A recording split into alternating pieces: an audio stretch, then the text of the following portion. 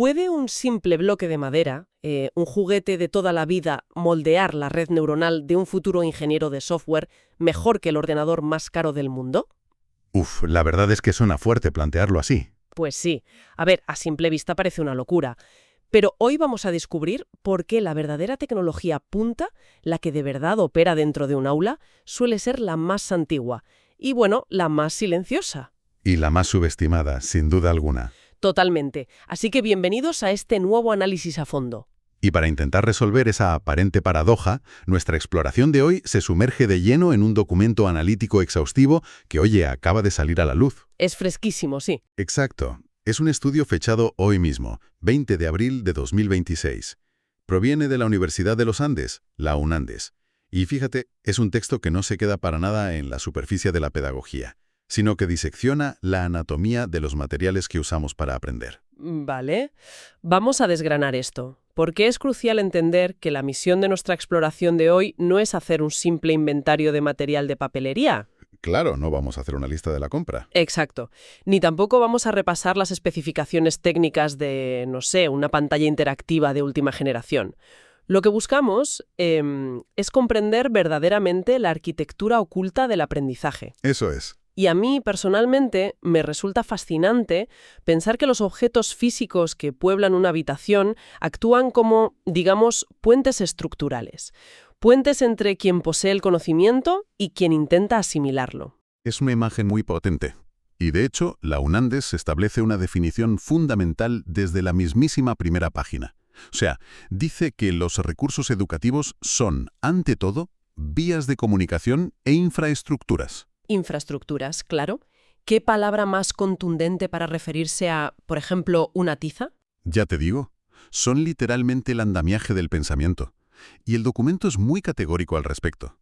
Señala que para que cualquier herramienta pueda considerarse efectiva en el ámbito educativo, desde esa simple tiza que mencionas hasta un casco de realidad virtual de última generación... Tiene que cumplir unos requisitos, ¿no? Exacto. Debe cumplir 4 funciones muy concretas. A ver, la primera es facilitar el aprendizaje proporcionando información estructurada. Porque, piénsalo, si a un cerebro humano se le lanzan datos aleatorios de golpe, simplemente colapsa. Madre mía, normal. Es demasiada fricción cognitiva. Que es que la mente pueda digerir de forma natural. Lo que sería, bajándolo a la tierra, el equivalente a dar los ingredientes paso a paso al enseñar una receta compleja, en lugar de tirar 50 productos distintos sobre la mesa y, bueno, esperar que alguien sepa mágicamente qué hacer con ellos. Esa analogía es perfecta. La segunda función va precisamente en esa misma línea. Se trata de orientar el proceso lógico. O sea, guiar a la persona. Eso es. Marcar una hoja de ruta mental clara para que la asimilación de conceptos no genere confusión por el camino. Luego, tenemos la tercera función, que es desarrollar habilidades específicas a través de la interacción. Claro, porque el aprendizaje no es solo mirar y escuchar. Desde luego que no. Un objeto no transfiere información pasiva y ya está, sino que obliga al usuario a ejercitar cosas como la percepción espacial, el debate, el razonamiento lógico. Y nos queda la cuarta función, que para mí es vital. A ver, cuenta. Es el motor invisible que impulsa a las 3 anteriores. Motivar el interés genuino. Uf, esa es la clave de todo. Totalmente. Porque si una herramienta no despierta algún nivel de curiosidad instintiva, todo el proceso fracasa. Simplemente por falta de atención. Pensándolo bien, la verdad es que es una carga de responsabilidad inmensa para objetos inanimados. Ya, tiene tela. Especialmente si miramos hacia atrás y vemos que las herramientas más tradicionales llevan siglos ejecutando este trabajo pesado y de forma totalmente invisible para nosotros. Así es. Así que, si te parece, empecemos por la base histórica. La gran montaña del material impreso. Libros, revistas, periódicos, textos programados. Voy a plantear un escenario algo escéptico aquí. Me encantan tus escenarios escépticos. Dispara. Pues a ver. En una era donde la norma cultural es, para quienes nos escuchan y para nosotros mismos, consumir vídeos cortos de estímulo rápido, impacto visual constante, la gran pregunta es, ¿quién se sienta hoy en día a meditar frente a un bloque de papel inerte? Ya parece algo casi antinatural hoy en día, ¿verdad? Es que lo parece. ¿Qué defensa real hace este estudio sobre el valor de un libro impreso? Porque a simple vista, y estoy segura de que mucha gente piensa así, parece una herramienta condenada a desaparecer ante la pantalla luminosa. Pues mira, te sorprenderá. La investigación de la UNANDES defiende el material impreso precisamente, y ojo a esto, por su naturaleza estática. Por ser estático. Qué curioso. Argumentan que ante la extrema saturación digital que vivimos, el papel ofrece un refugio cognitivo. Fíjate que el verbo central que el texto asocia al material impreso no es simplemente el verbo leer, Ah, ¿no? ¿Y cuál es? es meditar. ¡Wow! Meditar. Sí, porque un formato de vídeo fuerza al cerebro a procesar la información a la velocidad dictada por el editor de ese vídeo. El papel, por el contrario, le devuelve el control absoluto del tiempo al cerebro del estudiante. O sea que su mayor virtud tecnológica es, paradójicamente, que no hace nada, que se queda completamente quieto. Exacto. Esa quietud es revolucionaria a nivel cognitivo. Permite que la vista se detenga en una oración compleja todo el tiempo que necesite. Que la mente retroceda 2 párrafos para verificar un dato que se te había olvidado. O que simplemente levantes la vista del papel y divagues un poco. Eso es. Que el individuo divague durante unos segundos para conectar ese concepto con un conocimiento propio anterior. Es lo que en pedagogía permite la lectura profunda. Además, el soporte físico sigue siendo el terreno óptimo para fundamentar discusiones sostenidas. Claro, para contrastar diferentes puntos de vista. Totalmente, porque la información en un libro no parpadea, ni desaparece en un mar de notificaciones de repente. Permanece ahí, sólida. Actúa como el principal contacto estructurado con la cultura. Visto de esa forma, la verdad es que el papel impone una pausa biológicamente necesaria. Ujú. Y bueno, si el libro es el soberano de esa pausa meditativa, su eterno compañero de aula tiene que ser indiscutiblemente la pizarra o el pizarrón. Ay, la pizarra. Qué gran invento. Curiosamente, la universidad menciona que es uno de los recursos más generalizados en cualquier espacio educativo del planeta, pero a la vez del que menos provecho real se extrae. Es una pena, sí. A menudo se confunde la pizarra con una especie de pantalla de proyección anticuada, y yo propondría una analogía muy distinta. A ver, Para mí, la pizarra no es un monitor analógico, es un lienzo en vivo. Es el único lugar donde el pensamiento complejo se construye físicamente, trazo a trazo, en tiempo real, frente a los ojos de la audiencia. fíjate que esa idea del lienzo en vivo ilustra a la perfección el mecanismo neurocognitivo que se activa cuando estamos frente a la pizarra. Lo fascinante aquí es cómo la velocidad física de la escritura manual, el simple hecho de mover el brazo, actúa como un regulador natural de la atención. ¡Qué fuerte! El documento detalla que su uso óptimo es el desarrollo de ejercicios matemáticos complejos o la creación de estructuras lógicas paso a paso. Piensa que cuando alguien desarrolla una ecuación o dibuja un diagrama en la pizarra, la propia fricción de la tiza o del rotulador contra la superficie impone lentitud. Claro, no puedes ir más rápido de lo que tu mano te permite. O sea que la lentitud física del que enseña se sincroniza mágicamente con la mente del que aprende. Eso es exactamente lo que ocurre. Ese ritmo de escritura, forzadamente pausado, coincide de manera casi exacta con la velocidad a la que el cerebro de quien observa es capaz de procesar, asimilar e integrar un nuevo peldaño lógico. Es como una danza. Sí, y a eso hay que sumarle una capacidad de adaptabilidad instantánea que hoy por hoy es inigualable. Si el docente percibe que un cuadro sinóptico está generando confusión en la sala, Coge el borrador y lo quita de un plumazo. exacto. Basta con pasar el borrador por una ramificación y redibujar otra nueva en cuestión de 3 segundos. El error, la corrección y la adaptación ocurren en vivo, modelando no solo el concepto final, sino todo el proceso humano de pensamiento lógico. Es una coreografía de improvisación estructurada, verdaderamente. Sin embargo, claro, la improvisación, por muy brillante que sea, tiene sus propios límites. Siempre los tiene, claro. A veces, la mente humana necesita enfrentarse a un encuadre visual cerrado y preestablecido antes de iniciar la lección, simplemente para no perderse en las múltiples ramificaciones. Ya, para tener un ancla. Eso es. Y así es como pasamos del dominio del texto y del lienzo en vivo a las herramientas de síntesis visual planificada. Tomemos como ejemplo los rotafolios. Los famosos rotafolios, o caballetes de láminas rotativas. Estos operan bajo un principio psicológico muy interesante, que es la restricción. Explica eso de la restricción. A ver.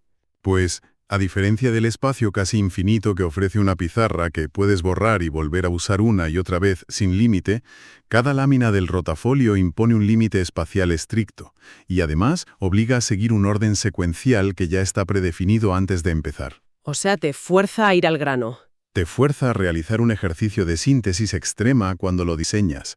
Exige destilar un tema conceptualmente denso hasta dejar únicamente su esqueleto visual, revelando un proceso paso a paso al ir pasando de hoja. Sin abrumar al espectador con la imagen completa desde el segundo uno, claro. Exacto, mantiene la intriga y la atención. Y hablando de imágenes, me he fijado que el documento hace muchísimo énfasis en la fuerza de la imagen pura dentro del entorno de aprendizaje.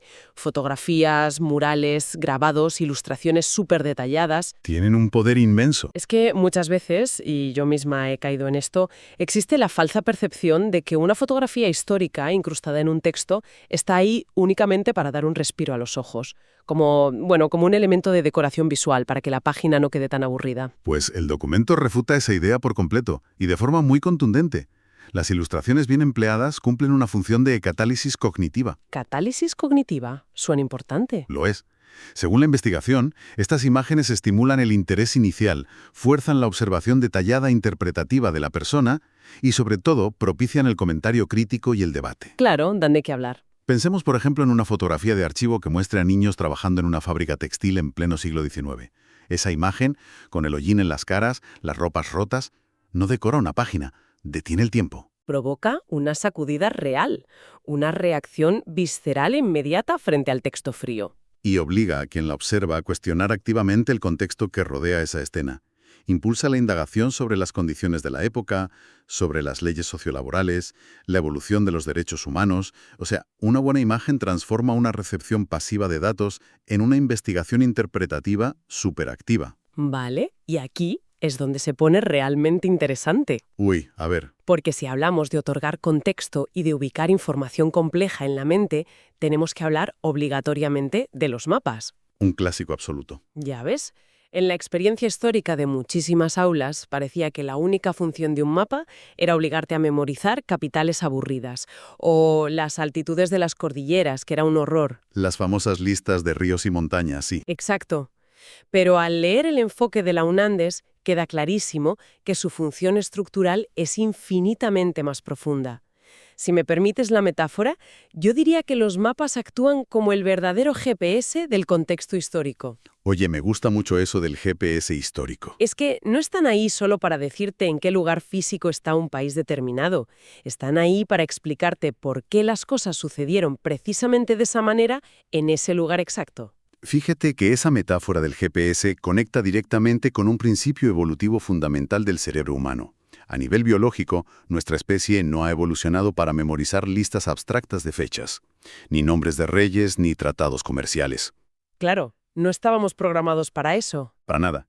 Sin embargo, nuestra memoria espacial, es decir, nuestra capacidad para recordar el terreno, ubicar ríos, encontrar valles y montañas, es extraordinariamente potente. Es una herencia directa de nuestras raíces como cazadores y recolectores. ¡Qué pasada! O sea que para sobrevivir necesitábamos saber exactamente dónde estaba la fuente de agua o el peligro. Exactamente. Por lo tanto, cuando introducimos un mapa físico en el aprendizaje de la historia, lo que estamos haciendo en realidad es utilizar esa memoria espacial instintiva y primitiva para anclar conceptos abstractos. Usamos nuestro instinto más animal de ubicación para archivar y comprender datos sociales súper complejos. ¡Es brillante! Totalmente. Los mapas son, evidentemente, representaciones gráficas de realidades físicas, pero su mecanismo de acción real consiste en otorgar un hogar, un espacio físico en nuestra mente, a fenómenos como el clima, las migraciones o los conflictos económicos. Claro, porque es prácticamente imposible comprender por qué un imperio prosperó durante siglos y de repente otro fue invadido en una sola semana, si no observas la topografía. Exacto. Tienes que entender visualmente que una cordillera imponente servía de muralla natural, o que un estrecho marítimo minúsculo era el embudo obligatorio para controlar todo el comercio de un continente. El mapa convierte la historia, que al final es abstracta e invisible, en un problema de lógica espacial, y eso el cerebro lo puede procesar instintivamente. Sin hacer apenas esfuerzo. Es una pasada. Hasta ahora hemos analizado herramientas que requieren que la mente haga el esfuerzo titánico de reconstruir una realidad invisible, ya sea decodificando letras impresas, siguiendo trazos de rotulador en una pizarra o traduciendo los símbolos de un mapa de papel. Pero la historia de la pedagogía da un vuelco espectacular cuando la tecnología elimina esa necesidad de imaginar y trae la realidad cruda y directa al entorno de aprendizaje. Entramos en la revolución multisensorial. Y menudo salto. El salto al material audiovisual supone un cambio de paradigma absoluto en este análisis. La llegada masiva de la televisión educativa, las películas documentales, los proyectores de diapositivas y los registros sonoros. Una ventana al mundo, literalmente. Tal cual, la UNANDES detalla cómo estas herramientas logran acercar la realidad a través de experiencias totalmente auténticas. Ya no se trata solo de transmitir información de forma intelectual, se trata de anclarla a través de las vías sensoriales primarias. ¿Y cómo se traduce eso en la práctica? O sea, ¿por qué es más efectivo ver un vídeo que leer una descripción literaria brillante? Pues pongamos un ejemplo puramente biológico.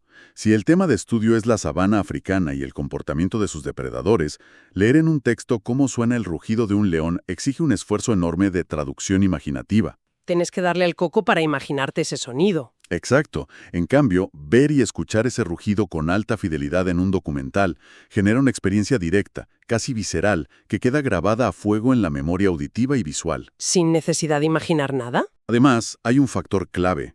La cuidada edición de este tipo de materiales permite ofrecer una visión sumamente sintética. Elimina todos esos tiempos muertos aburridos que abundan en la realidad de la naturaleza y condensa horas de observación en apenas unos minutos de estímulo visual continuo, lo cual es súper eficaz para mantener el foco de atención activo.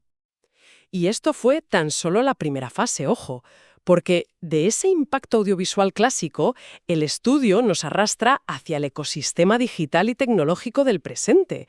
Y madre mía, es un arsenal apabullante. Ya lo creo. Hablan de ordenadores con software interactivo avanzado, la inmensidad inabarcable de Internet, sistemas de videoconferencia que permiten debates en tiempo real con expertos globales en la otra punta del mundo, correo electrónico, plataformas colaborativas en la nube, agendas electrónicas integradas. O sea, todo suena a la panacea definitiva del conocimiento humano. Suena a utopía, sí. Suena a utopía. Sin embargo, aquí quiero plantear un desafío, un contrapunto importante a esta visión tan maravillosa. A ver, cuenta. Volvamos al principio de nuestro análisis de hoy. La primera función esencial de cualquier recurso era proporcionar información estructurada. Sí, para evitar el colapso mental. Pues Internet nos ofrece un acceso ilimitado, constante y sin ningún tipo de fronteras, absolutamente toda la información humana. ¿No choca eso frontalmente contra la idea misma de estructura? Yo comparo Internet con un buffet libre infinito. Uf, menuda comparación. Los bufetes libres son peligrosos. Ya te digo que lo son.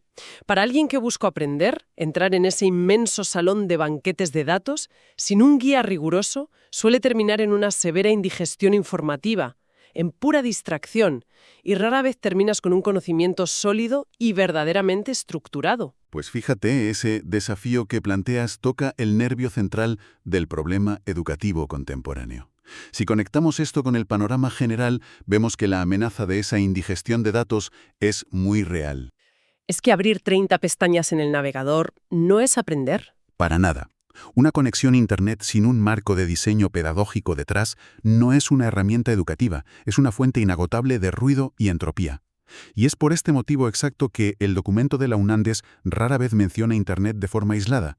Lo enmarca sistemáticamente dentro de conceptos mucho más cerrados, como el software interactivo personalizado y las plataformas de gestión del aprendizaje. O sea, que la clave no está en el acceso bruto a la información, sino en quién pone orden en ese acceso ilimitado. Exacto. Las plataformas educativas estructuradas y el software actúan como, digamos, los nutricionistas dentro de esa metáfora tuya del buffet libre. Qué bueno, los nutricionistas digitales. Sí, porque organizan el flujo masivo de información, pautan los tiempos de consumo mediante agendas sincronizadas, diseñan los ejercicios interactivos y, lo más importante, evalúan el nivel de error del usuario en tiempo real para adaptar el siguiente paso de forma automática. Claro, te llevan de la mano para que no te empaches. Eso es. Al combinar esto con las herramientas de comunicación, como una videoconferencia que conecta de forma muy guiada a estudiantes con mentores internacionales, ese acceso infinito deja de ser un caos abrumador, se transforma en una experiencia de aprendizaje coherente, secuencial y sobre todo profundamente estructurada. Es decir, lo revolucionario no es el ancho de banda que tengas en casa, es la arquitectura de la información que corre por él. Absolutamente. Y ahora, después de haber volado a través de la red, de analizar algoritmos complejos, videoconferencias globales y bases de datos casi infinitas, quiero señalar una paradoja en el documento que me resulta sencillamente fascinante. A ver, ¿qué sorpresa nos traes ahora?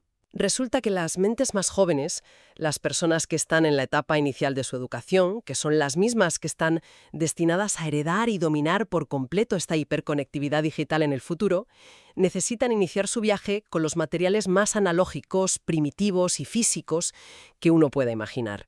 Es una maravilla, sí. Es un regreso táctil a los fundamentos de la materia.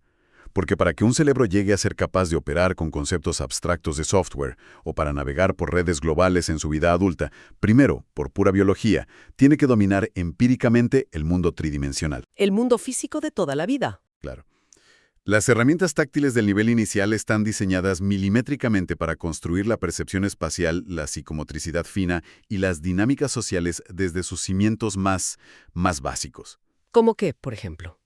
Pues el análisis incluye, por ejemplo, los cuentos didácticos físicos, que son esenciales no solo para expandir el vocabulario de forma temprana, sino para sembrar las bases de la imaginación y la empatía a través del modelado de valores en sus páginas.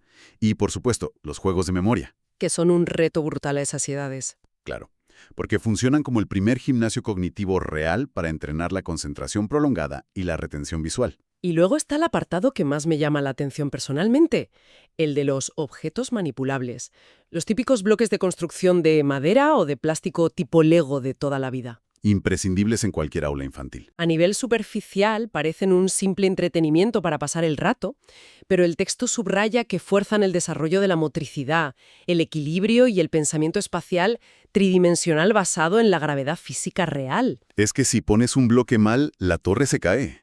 La gravedad no perdona. Exacto, es retroalimentación inmediata. Y al analizar otra categoría, los clásicos juegos de mesa, como podría ser el parchís o las damas, entonces, ¿qué significa todo esto en realidad? Porque vamos a ver, a los 5 años, el parchís no es un ejercicio de estrategia competitiva de alto nivel. Desde luego que no están jugando al ajedrez profesional. Para un niño, estos juegos de mesa actúan como verdaderos simuladores sociales. Simuladores sociales. ¡Qué buen concepto! Son plataformas diseñadas a medida para interiorizar conceptos abstractos dificilísimos, como por ejemplo el respeto de los turnos. O el control de la frustración cuando te comen la ficha y vuelve a casa, que a esa edad es un drama. Un drama absoluto, sí. Y, por supuesto, la aplicación práctica del conteo numérico avanzado, moviendo objetos por una cuadrícula espacial. Esa es la interpretación precisa y profunda del valor del juego reglado en las etapas iniciales. Es literalmente la primera forma de socializar el pensamiento lógico y matemático en grupo, y el desglose de la UNANDES aporta aún más ejemplos de este tipo de recursos que requieren un esfuerzo puramente físico. Cuéntame más. Hablan de los rompecabezas, que obligan a la mente de los más pequeños a ejercitar el razonamiento deductivo visual de una forma brutal, porque tienen que proyectar cómo una pieza aislada y de forma rara encajará dentro de una imagen total que aún no existe, basándose únicamente en recortes de formas geométricas y pistas de colores. Es un ejercicio de abstracción tremendo. Sí lo es. Hablan también de los abecedarios de volumen, donde cada letra no es un simple trazo de tinta en un papel, sino un objeto físico que pesa, que se puede morder, que tiene textura. Esto permite comprender la formación de sílabas a través de la unión de piezas totalmente palpables. ¿Y qué ocurre con los materiales puramente creativos, como las ceras gruesas, las témperas y, por supuesto, la plastilina? Porque parece que en esa etapa todo gira en torno a mancharse las manos, la cara y la ropa. Y vaya si se manchan. Pero tiene un propósito biomecánico crucial, fíjate. Al moldear un trozo de plastilina con las manos, o al ejercer presión sobre un papel de textura rugosa con ceras de colores, el individuo está explorando la plasticidad de su entorno y descubre la capacidad de revertir errores sin grandes consecuencias. Claro, si el muñeco de plastilina no te gusta, lo aplastas y haces una bola otra vez, no pasa nada. Exacto. Pero a nivel fisiológico, que esto es lo verdaderamente alucinante, amasar plastilina y manipular ceras desarrolla intensamente la musculatura fina de los dedos y perfecciona la coordinación entre el ojo y la mano. Ah, claro, la fuerza muscular. Sí, es que esa fuerza muscular milimétrica es el requisito previo, mecánico e innegociable, para que meses o años después ese mismo individuo tenga la destreza suficiente en su mano para sostener un lápiz fino y aprender a escribir caracteres complejos en una libreta. O sea, el mundo físico está de manera literal esculpiendo los tendones y las vías neuronales para preparar el terreno hacia los procesos de abstracción pura del futuro. Es como estar observando cómo se instalan una por una y a mano las piezas del engranaje del intelecto humano. Es fascinante. Si hacemos un paso atrás para contemplar la inmensidad de este recorrido que hemos hecho hoy, la progresión evolutiva de las herramientas es sencillamente espectacular. Es un viaje increíble. Comenzamos en los primeros años de vida, tirados en el suelo de un aula, manipulando bloques de madera, ceras y plastilina, descubriendo que nuestras propias manos pueden alterar la realidad material y comprender las leyes de la gravedad. Las bases de la física. Exacto. Luego damos un salto hacia el lienzo dinámico de la pizarra, donde los procesos lógicos y matemáticos se construyen a un ritmo orgánico, casi biológico. Ascendemos hacia los textos impresos que nos fuerzan a detener la urgencia del tiempo para leer y meditar con profundidad. Para pensar con claridad. Navegamos a través de mapas físicos que instalan el contexto histórico directamente en nuestra memoria espacial instintiva. Y finalmente desembarcamos en las plataformas interactivas y las redes de videoconferencia globales que logran derribar cualquier frontera geográfica imaginable. Es un progreso imparable. Todos y cada uno de estos medios, tal y como sostiene el documento de la universidad, no son meros accesorios en una clase, son infraestructuras vitales que construyen el puente definitivo entre el aislamiento de la ignorancia y la expansión de la verdadera comprensión. Y la verdad es que este monumental recorrido a través de la historia de los recursos educativos nos aboca a una reflexión inevitable. Porque al analizar cómo hemos evolucionado, comprobamos que cada nueva herramienta, desde la simple rugosidad de la tiza hasta los complejísimos algoritmos del software interactivo de hoy, ha alterado profunda y físicamente la manera en que el cerebro humano procesa y estructura la realidad. Y esto plantea una pregunta importante, claro. Exacto. Esto plantea una pregunta importantísima para el futuro. Si esto ha sido así históricamente, ¿cómo se reconfigurará la red neuronal de las futuras generaciones cuando la norma sean los recursos educativos basados en interfaces directas, no sé, entre el cerebro y los ordenadores? Madre mía, la conexión neuronal directa. O en entornos de realidad virtual hiperrealista que desdibujen por completo los límites de lo que es físico y lo que no. Cuando el aprendizaje ya no dependa de mirar una pantalla ni de pasar la página de un libro, sino de impulsos directos a nuestra corteza cerebral, acabará cambiando nuestra propia definición biológica de lo que significa, en su más pura esencia, la acción de aprender. Pues es una incógnita colosal que nos deja la mirada anclada en un horizonte lleno de posibilidades científicas y cognitivas alucinantes. Apreciamos enormemente la curiosidad y la compañía de todas las personas que se han sumado a nuestra exploración de hoy. Ha sido un verdadero placer diseccionar esto. Esperamos sinceramente que para quienes nos escuchan, la próxima vez que tengan entre sus manos un libro de texto anticuado, un tablero de parchís, un simple mapa arrugado o un dispositivo táctil hipermoderno, se tomen un instante para reconocer las increíbles e intrincadas arquitecturas de conocimiento que laten bajo su superficie. Nos despedimos por ahora, animando a nuestra audiencia a seguir buscando e interrogando esos constantes chispazos de brillantez que se esconden en cada pequeño detalle de su aprendizaje diario. Hasta nuestro próximo análisis a fondo.